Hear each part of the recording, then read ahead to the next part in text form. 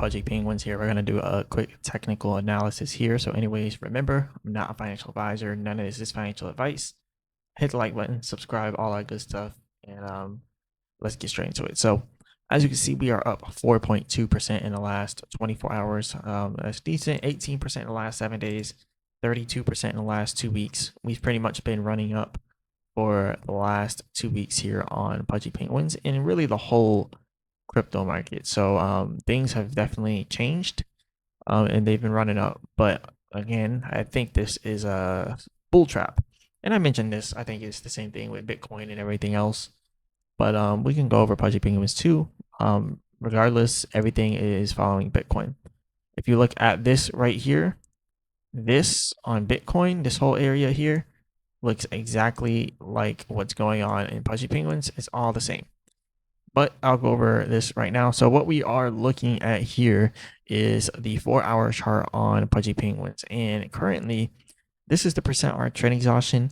It does look like this is going to start turning upwards from here now. So we actually might start getting another uptrend if we break past this level here at 0.012359. Let's just say 0.0123, right?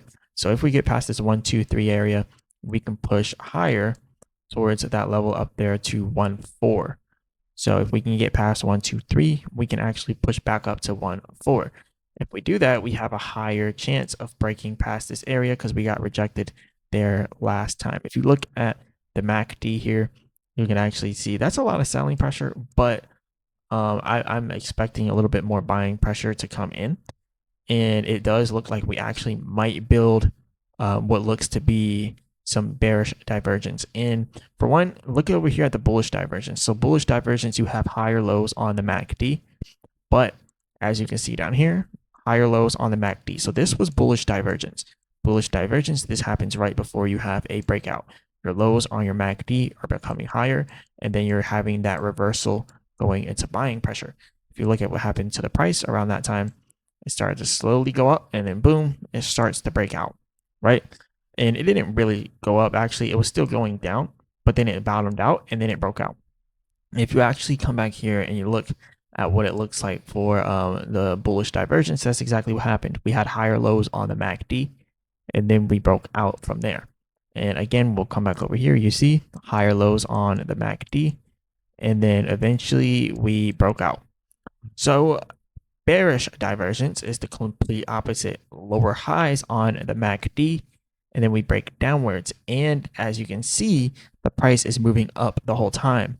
So if we just had this pullback right here, so this little area right here that the cursor is over right here, we are currently right here on our chart. We're pulling back and we're kind of hitting this level. So we actually might have one leg higher, one extra leg higher. And as you can see on the bullish divergence, we were going down the whole time. If you come back over here, you can see we see the functional equivalent going down the whole time as we have a bullish divergence going down the whole time right here as we have a bullish divergence on the MACD here, right? You can see the lows here are getting higher, or they were getting higher, right? But we were still pulling back because it's bullish divergence. Eventually, as you can see, we broke out. Now, if we have a bearish divergence here, the highs are getting lower, as you can see here. And I know I'm reiterating it, but I have to do this so it really sticks in people's heads. So what we would end up seeing here is a little bit more buying pressure here. And then we would see that pullback selling pressure, and then a little more buying pressure, just a little bit more. The highs are getting lower. So that's probably what we're going to end up seeing here on the MACD. And then we'll see that sell off. So if this is true, hypothetically speaking, we should end up seeing a breakout right here, getting up to that 1.4 area, and then possibly up to that 1.5 area, possibly. So if this is correct, we actually might push up a little bit higher. How much higher? I don't know. Maybe up to 1.5. We'll see if that happens. So that's what I'm looking at here when it's coming to bearish divergence. Now, on the percent R trend exhaustion, the short-term trend on the 2-hour chart is currently an uptrend. I do believe when this crosses that we might actually have a pullback. And the thing is, It's like maybe it does something like this and then it pulls back, or maybe it comes all the way up here and pulls back, or we can have a different scenario. Maybe this continues to break out and this continues upwards here, right? And then we can see some type of pullback here, and then we'll see the dump coming from there. But it could intersect here and then pull back, or both of them could come to this overbought area and then pull back. Either way, it's going to pull back. The real question is when. Does it do this and then pull back, or does it do this and then pull back? The true question is nobody knows until it happens. This is what trading is. There's people always inside the comments saying, oh, you're saying it's going to do this and this and that. Obviously, it's going to do on. Well, that's the art of trading. So that's why most people aren't successful at trading, because they want to pinpoint the exact thing that's going to happen. So they want to buy here and they want to wait and they want to see what happens. I don't want to buy here and wait and see what happens. That's actually pretty stupid if you're a trader. If you're a trader, you want to wait for confirmation. And this is what kind of baffles me about some people in the comments. Like, when you're trading, you wait for confirmation. And this, I keep saying this, wait for confirmation. So for me personally, the confirmation is once it gets to here. If this crosses and intersects and then drops, and then I know I can either short it or I'm just staying out. I don't short crypto. I don't long crypto. I really don't mess with a lot of other crypto stuff, right? I trade stocks mainly, but I do the technical analysis here on crypto to teach technical analysis. But trading crypto is just, I just let it do what it does. And I prefer to swing trade crypto. I don't prefer to day trade it. Like, day trading crypto is not my forte. I prefer to swing trade it.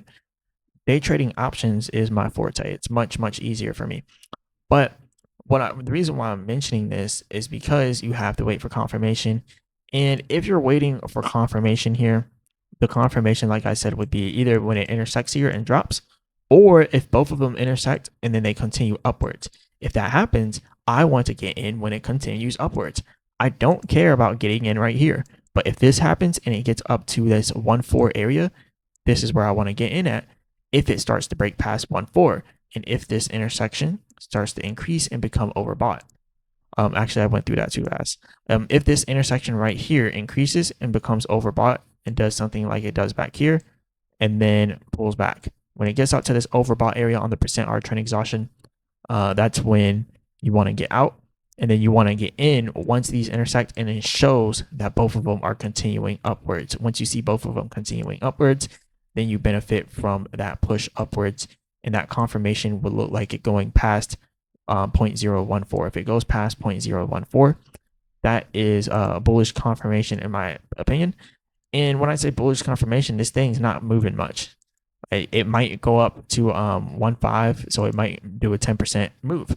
And this is all I'm worried about making. See, people in the comments want me to tell them everything. They want me to tell them buy in now, buy in now, buy in now, sell now. Like, I don't tell you guys that. Like, that's stupid.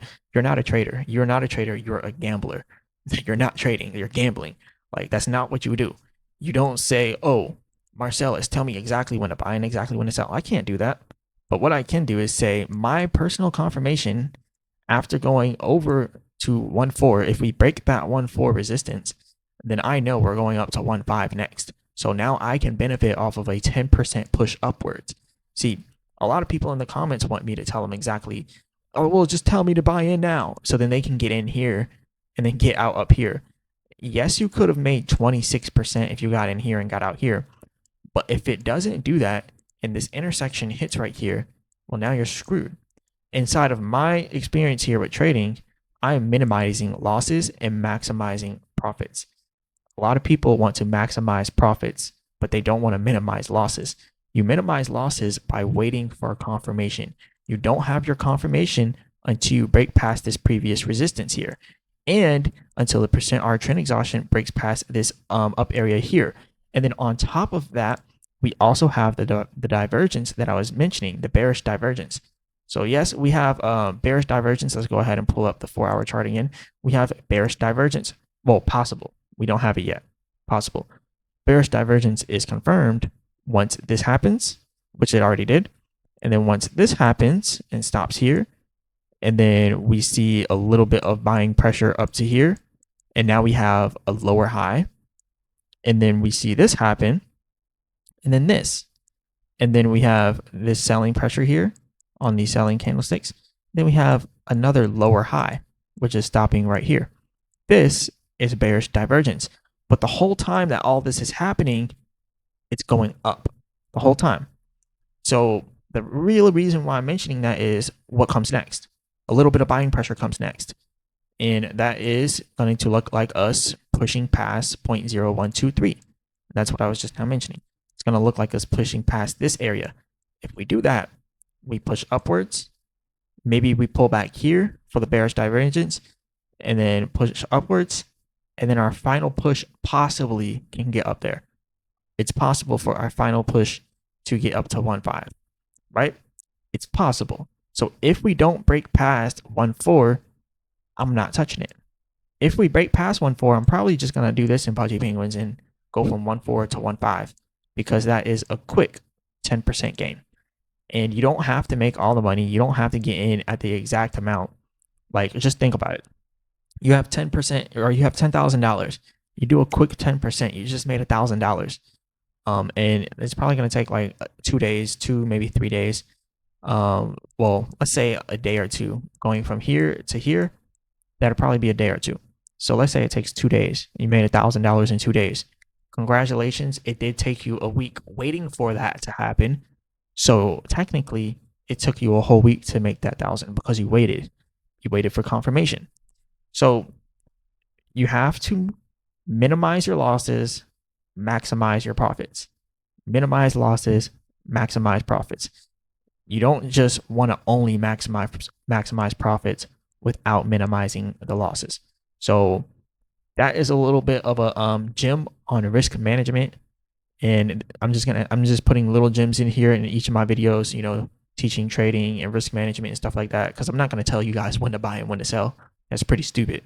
Unless I'm doing copy trading and y'all are actually watching my trades, it'd be pretty stupid for me to say buy now, sell now, because even me, I'm not buying here. Why would I do that? There's no confirmation. I only have confirmation after it passes this. And once that happens, I'm in, and then I'm out at 1.5. So there is the lesson for the day. Shout out to everybody out there. Hit the like button, subscribe. Remember, again, I'm not a financial advisor. None of this is financial advice.